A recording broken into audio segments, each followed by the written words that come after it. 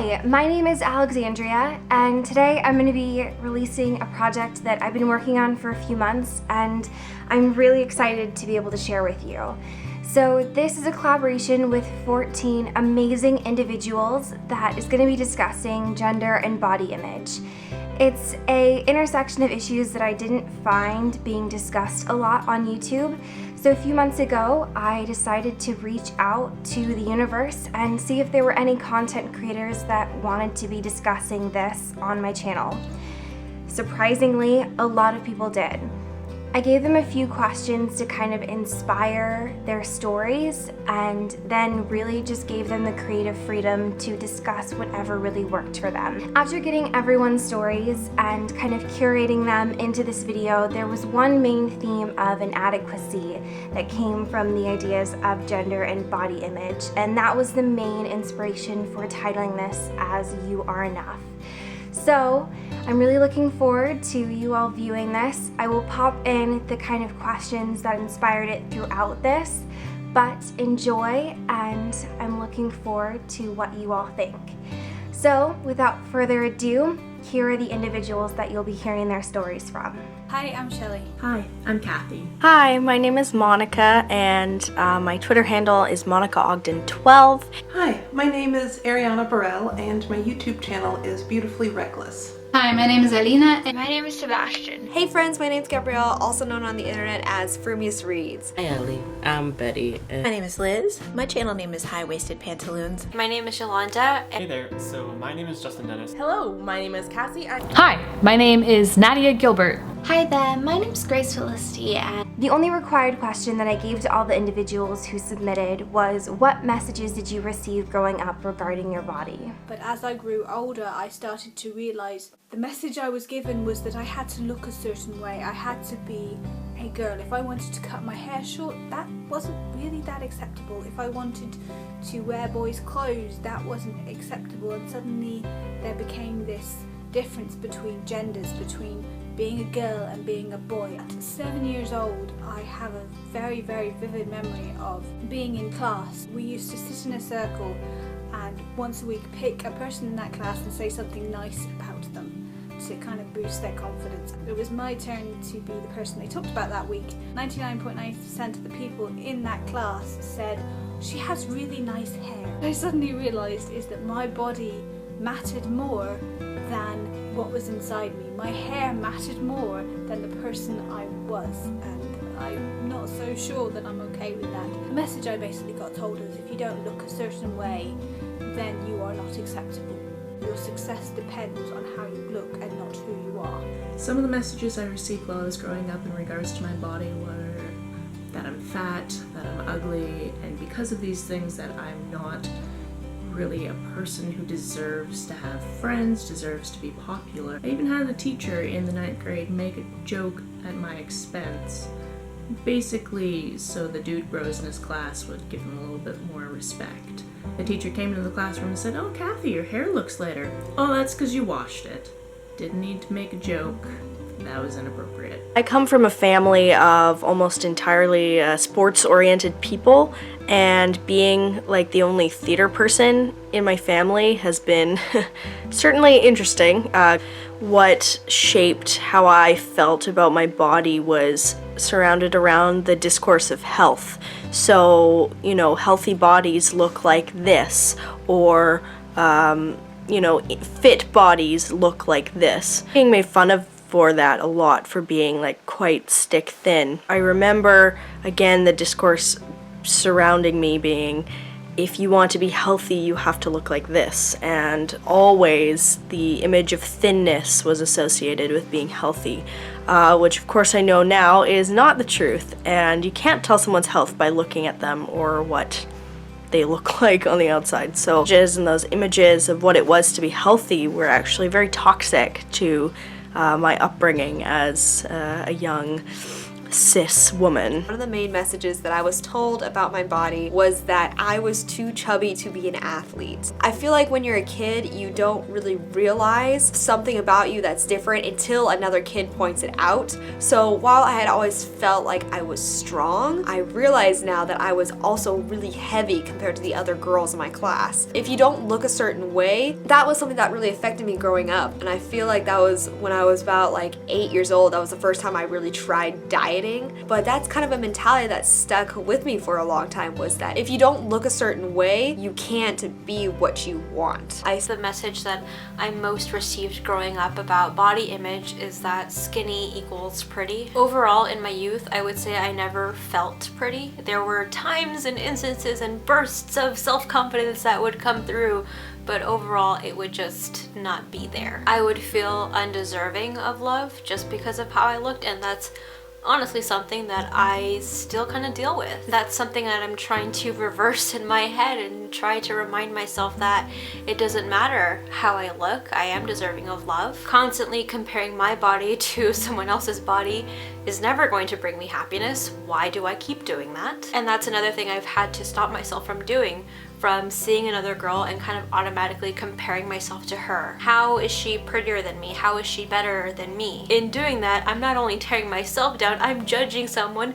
based on knowing nothing about them. It was always that I could lose more weight, like that I was too big, that I was always too big. And there was a point where I was tiny, like when I was in my teen years, and then I gained weight, and so it's always like, oh, you could get back to that. And right now I've been, for the last year, working out just because I wanted to just be healthy and feel good about myself. Like, I'm not doing this for anyone but myself. And to them it's like, oh, it's not them being my family, it's not good enough, like, because I'm not losing enough weight.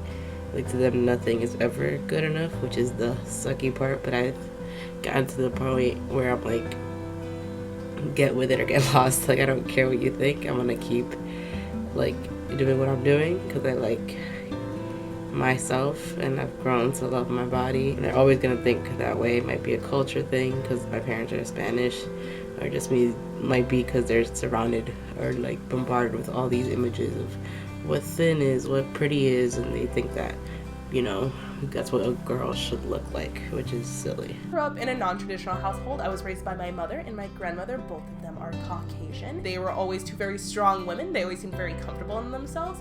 They struggled with what a lot of women struggle with in the United States. In fact, they struggle with their weight. And I'd hear about that from time to time, and I can't help but think that in some way that had rubbed off on me, because when I was younger, let's say in about 6th grade all the way until about freshman, sophomore year in college, I tried almost every diet under the sun. Grapefruit diet, the like 0-calorie diet. I was a bigger girl, and that was tough. There were so many other girls especially that were wearing clothes that I wanted to wear. You know, I've never worn a bikini, and that's something that I always thought girls had to do. I never got to wear short skirts. I was terrified of a volleyball uniform. I really did everything to hide myself. My parents, I've received really healthy body image messages. Especially thought it was important for me to know that if I was uncomfortable with anything in regards to my body, that I was always in control and could stop things from happening. For feeling like my body was never good enough or right, that like I could always be smaller, and the way to improve my life was to buy that perfect sweater or lose those last 10 pounds. It was always an external thing for internal fulfillment. In high school, when I really felt the policing of my body, that girls would get dress coded and either sent home or sent to the office to change their clothes, but boys never did. So when I was in high school, I don't remember what her position was called, but the woman who would like pull you out of class to go change your clothes and things like that would do it for the smallest infractions, like you lift your arms up to get into your locker and 1/4 of an inch of your stomach shows, therefore you have to go to the office and change your clothes. Or the tiniest bit of your bra strap showed because you're moving around, and again, you get sent to the office. And I was always really upset by that because it wasn't happening to the guys. At that point in time in high school, it was the trend where guys would wear their pants like hanging really low where you could see like half of their underwear, but they would never get sent home or dress coded, or nothing was ever said to the guys. It was always the girls. Message in high school that I took away from that was that the boys' education was more important than mine, because my existence was distracting, but the boys could get away with anything. And that I have to, in addition to having someone else police it, I should be self-policing my body instead of wearing what I feel comfortable in and confident in. And so my way of protesting that was I just stopped wearing bras altogether. I figured if you're gonna dress code me every time my bra strap shows because I move, then I'll just stop wearing one. My friend's solution to that conundrum was she would wear a super patterned dark bra under a sheer white shirt, because technically her bra strap isn't showing. Remember, the girl's body specifically was like really something that had to be hidden, and the fact that I had a chest and the fact that I had boobs meant that I kind of had cleavage even in shirts that I didn't try to have cleavage in. The thing that made me feel worse about myself than anything else was the fact that I could never find clothes that fit me right. The way that things hung on mannequins didn't hang on me because I had more curves. But like I was always having trouble because my shirts would be too low and I didn't think that they were too low. When puberty came into the mix, things began to change, both physically and how people reacted around me. I was one of the first girls in my class to actually develop breasts. And that was strange because going from no one really particularly taking your body in mind to suddenly having boys stare at your chest rather than stare at your face when talking to you, it was a weird experience and not really a good one. I began to hate my body for it.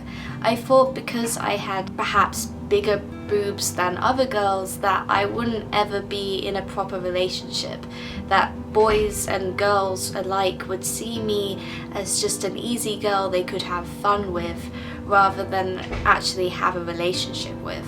There were 3 things that I physically hated about my body. 1 being my breasts, that I mentioned before. 2 being my eyes. I had a boy say that I looked like a startled owl that hadn't ever slept.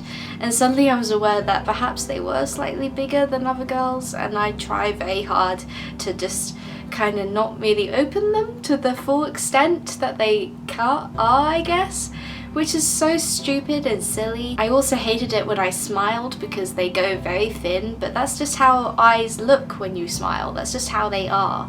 And the 3rd one being my stretch marks along my thighs.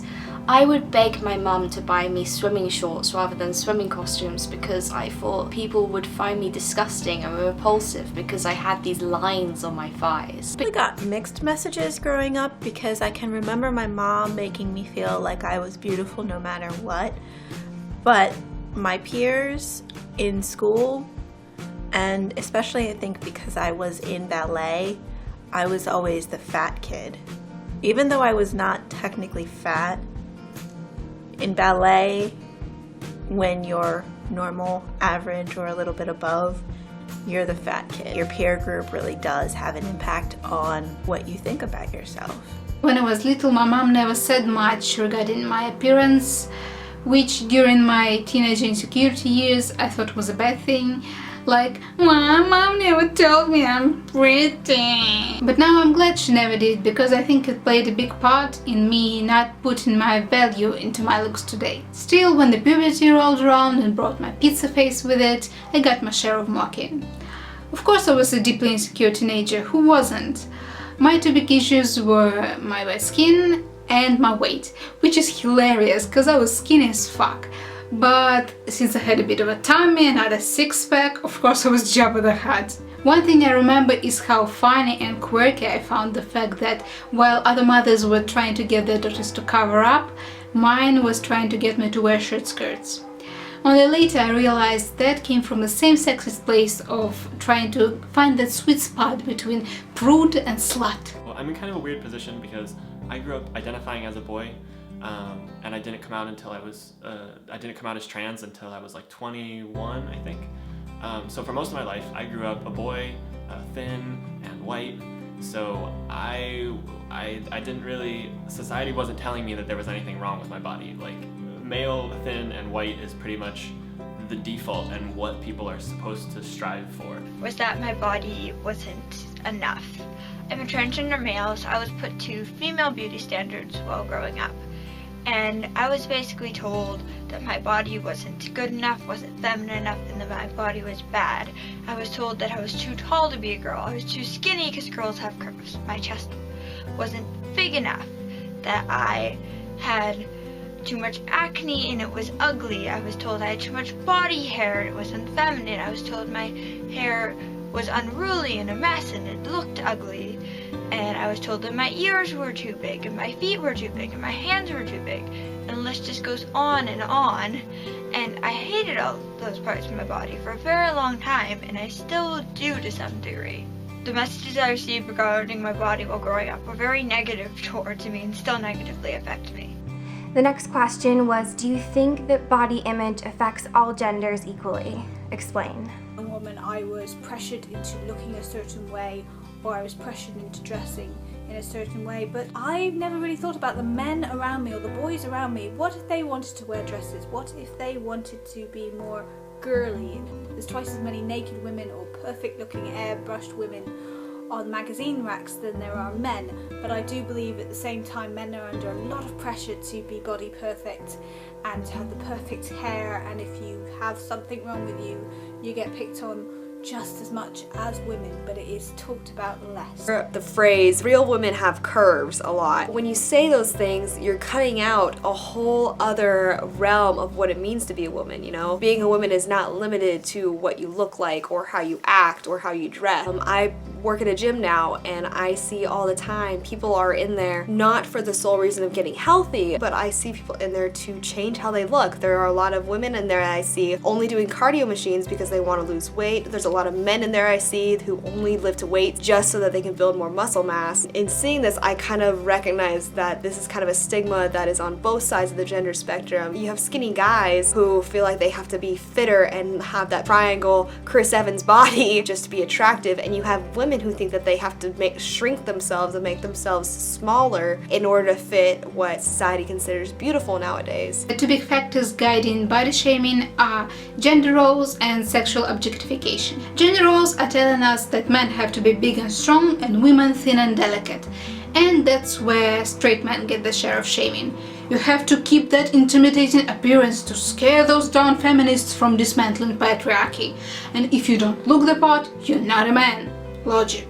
And of course, if you're a woman and you don't get blown away by the slightest breeze, you're in the doghouse too. The second factor, sexual objectification, is all about the male gaze. You're constantly being compared to a magazine cutout they've been hiding under their mattress. And of course, if they can put you in a box, you're wrong, your body's wrong, and the 4 horsemen of apocalypse are right around the corner. There are plus size man models, and like they're just not as highlighted more. So I think it's more of a like unequal in the media, so that people don't think that body image is the same for both genders. I think, of course, women get the brunt of it because that's what the first thing that people comment on is, oh, look at, you know, this, you're fat, this, like, you know, any YouTube comments, any article comments about plus size women, that's what it is. It's like, oh, why don't they just call them fat instead of plus size? Like, it's always some negative bullshit instead of just like supporting the body positivity and like being about that. It's always like, but this, and it's just like this idea like of what beauty is that's just completely wrong. I do think that body image affects all genders equally, as when I came out as a transgender male, suddenly there were all these new standards put on me and put on my body. I was told now that I wasn't tall enough and that I should have muscle, and I was too wimpy, that my chest was too big and have enough body hair, and that wearing makeup made me not a real man, and how I expressed myself and validated my gender. As a cisgendered woman, I would say that the images and messages are very much catered towards me and my identity, and doesn't leave very much room for trans identities, non-binary identities, you know, genderqueer identities. So in that way, yes, being a woman does affect how I see my body and how I see myself and the representations that are seen, especially because you add in the fact that I am a mixed race person, and that's a lot of different representations on me. But I will say that being cisgendered puts me at an absolute advantage in this society. Body images that men are supposed to subscribe to and that women are supposed to subscribe to. And I think that we all face our own challenges within our own bodies to get over the fact that most of us are never going to meet those ideals, and to be happy with who we are on the inside and to let that reflect on the outside. I don't think that body image affects all genders equally. It does affect all genders. It does affect people who identify as women, people who identify as men, and people who are non-binary. For example, for a while there was a fad called dad bods, where dudes were just allowed to be average, non-athletic dudes, and that was a fashion trend. Whereas when a woman wants to take a bikini picture while she's pregnant, God forbid, a woman wants to go to an award show wearing a younger person's type of clothing, she gets ridiculous tweets. No, I don't think it affects all genders equally. However, I think everyone is affected by body image and the messages that are out there. We have over 7 billion people on the planet, and to say that we should all aspire to look like a handful of people who are also photoshopped and airbrushed and don't really look like that is completely unfair and totally unrealistic. The ways in which white culture quite literally infiltrated my mind and trained me to believe that I wasn't beautiful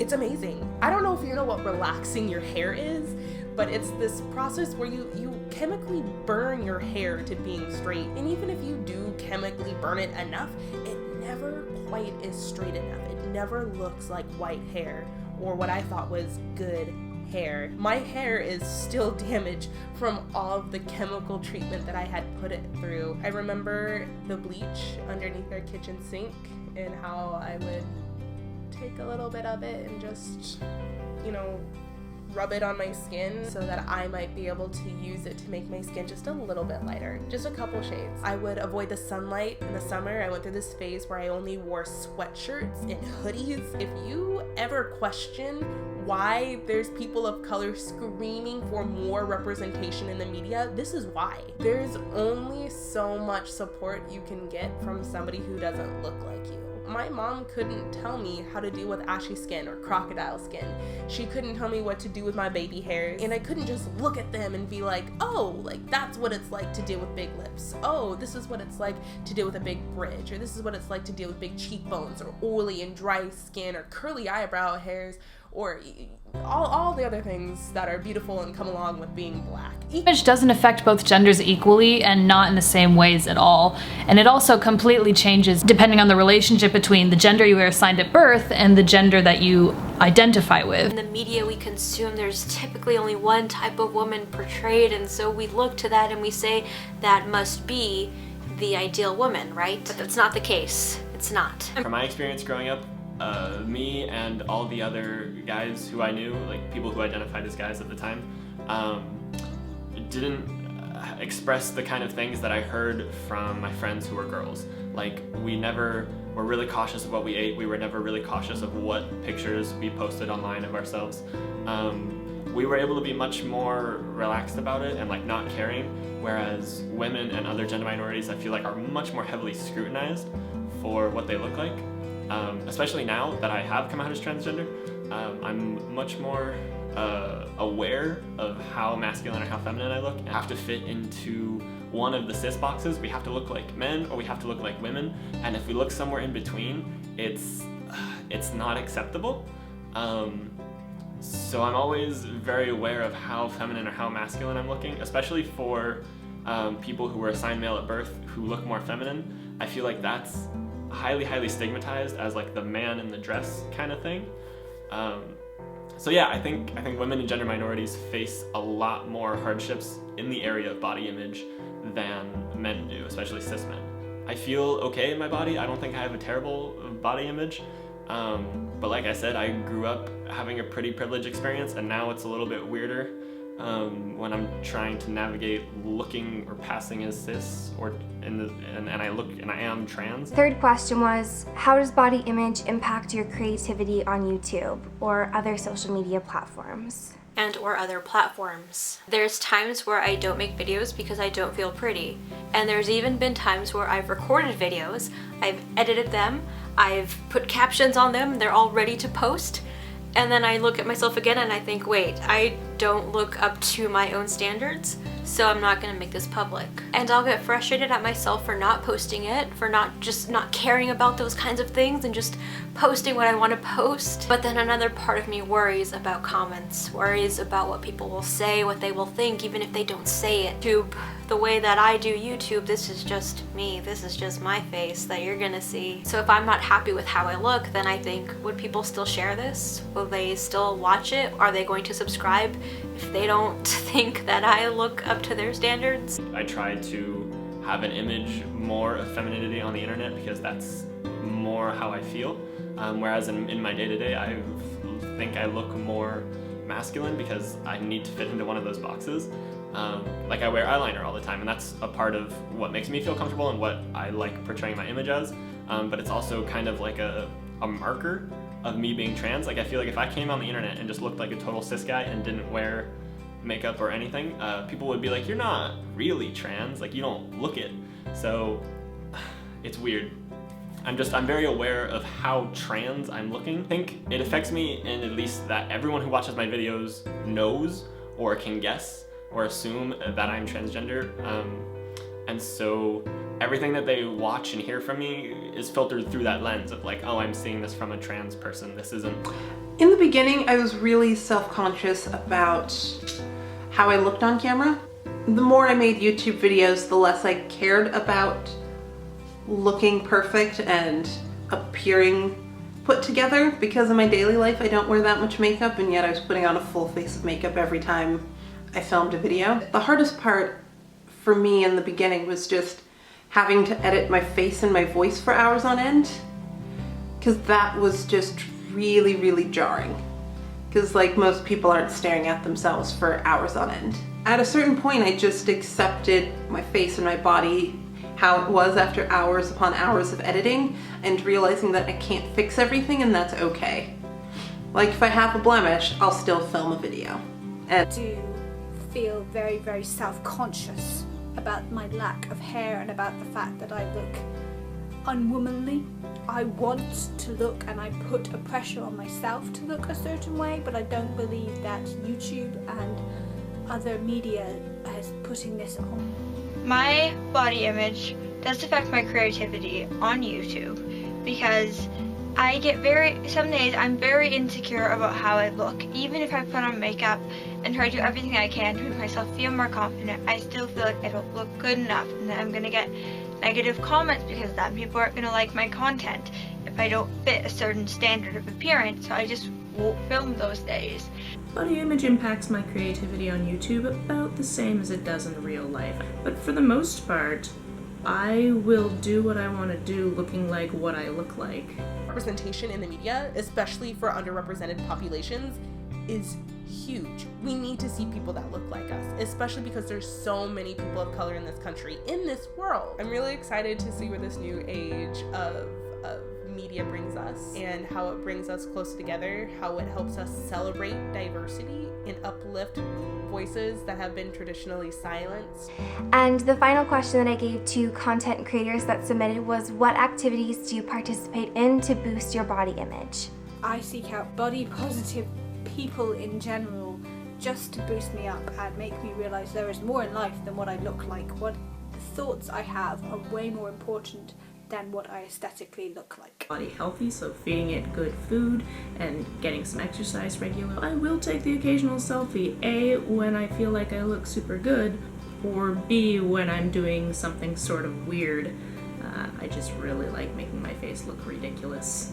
And if there was one thing I could tell myself as a child, it would be the concept of being an introvert, because really, I didn't really need to have that many people around, and that would have really helped my outlook on things. Also, I would have told myself that beauty standards are ridiculous. and do go to the gym a lot because I like feeling like my body is getting stronger and healthier and I'm getting more muscle. That's something that I like to do for me to raise my self-confidence. I like doing yoga too, just because it's fun and it's hilarious because I am not flexible at all. I try to eat healthy. I surround myself with positive people, and if like I just can't, I don't have time for negativity. And if you're like just down about the way you think, of course I'm gonna be there for you. But if that's like your whole mentality, like I think it's important to just be like I'm at the point where I'm about to be 25 soon, and I just think that it's important to like love yourself. And as anyone said, if you don't love yourself, how the hell is anyone else gonna love you?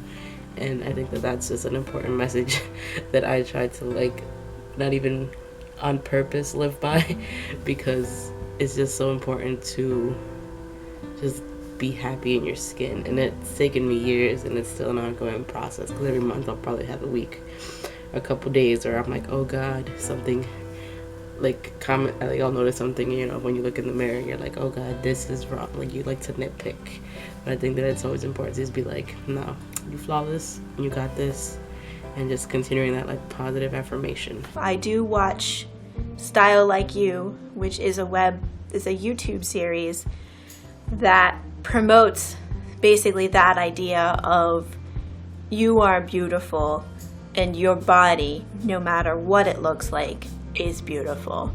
And I think that that really helps because you connect with the people that they have on the show, and it gives you a good idea that we're all different and that that's a good thing. That if we were all the same, that would not be as interesting. Looking forward to starting kickboxing so that I can feel stronger in my body, because I think one of the biggest challenges that I have is that I've always been pretty weak.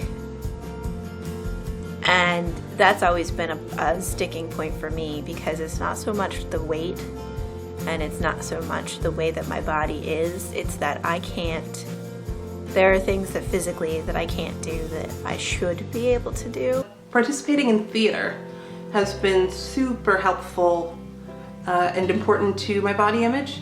I work in theater professionally as a lighting designer. So I'm there like loading in a lot of the shows, designing the lights for them, and it's a great environment to work in because I feel like at least on the technical side of things, no one cares what you look like, just that you're able to do your job well. And I've found it in the beginning and still do find it super liberating that I don't have to be pretty and delicate. I can just be a person doing my job well. And also just seeing different kinds of people and hearing different stories on YouTube. The people and what they have to say, and it's about their mind, not their looks. Me a lot is changing my hair. Within a year I went from waist length to a bob to a pixie, and that reminds me that I'm still the same person regardless of how I look, and I just shouldn't spend all that much time worrying about my looks. When you really need to be feeling yourself, take a bunch of great selfies and dance around naked for a bit. Looking at yourself in the mirror when you're by yourself is great. Look at yourself, love how you look. It's healthy. Look at yourself naked in the mirror sometime. And I would try to do my hair and just make myself look nice and wear like clothing I really like. And sometimes, because I'm a makeup artist, I'll do certain makeup looks, and I'll do like a photo shoot of like a certain like more special effecty makeup look or more extravagant, and just try to boost my confidence, which I find does help a lot to boost my body image. There's so many things that I want to do, that I want to create, that I want to share on YouTube, and I'm tired of letting I don't look good days stop me from doing that. But that also starts with changing how I treat myself, how I talk to myself, being more uplifting and loving with myself, and in doing that I can be more loving toward other people. Gotten older and slightly more mature, I guess, I've begun to see that everyone has their own battles concerning body image. They're all focusing on themselves, not really on how you physically look. I started to look at my body in a different way. For example, with my stretch marks, I began to look at it as the biology sense of it. That is literally my skin moving across my body. That's pretty awesome. Once I began to see it like that, I began to wear more swimming costumes and bikinis, and I didn't really care about them anymore. And it was weird because since I accepted them, my stretch marks began to fade. It was kind of like a weird metaphorical, if you love yourself, then your body will begin to love you back.